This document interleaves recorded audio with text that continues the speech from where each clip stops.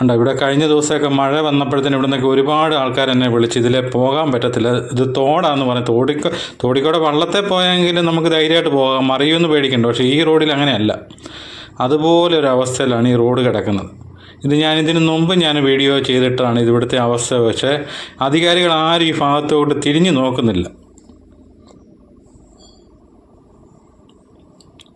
ഈ ഭാഗങ്ങളൊക്കെ ഒരു വിധത്തിലും വാഹനമായിട്ട് പോകാൻ പറ്റത്തില്ല. ഇവിടെ തൊട്ടടുത്തൊരു വീട്ടിലൂണുണ്ട്. അവർ പറയുമായിരുന്നു ഈ വഴി മോശമായതുകൊണ്ട് ഒരു മനുഷ്യൻ ഇതിലെ വരുന്നില്ല. ഈ പുതുപ്പള്ളിയിൽ നിന്ന് പയ്യപ്പാടിയിൽ നിന്നൊക്കെ വരുന്ന ആൾക്കാർക്ക് ഏറ്റവും ഒരു എളുപ്പവഴിയാണ്, പുതുപ്പള്ളി കവല ചുറ്റാതെ അവർക്ക് പോകാൻ പറ്റുന്നൊരു എളുപ്പവഴിയാണിത്.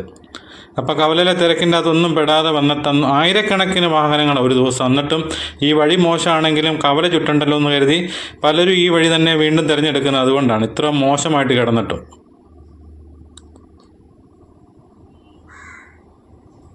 അപ്പോൾ അധികാരികൾ എന്തെങ്കിലും ഒന്ന് ചെയ്യുകയായിരുന്നെങ്കിൽ ഒരുപാട് ജനങ്ങൾക്ക് ആശ്വാസമാവും ഈ വഴി.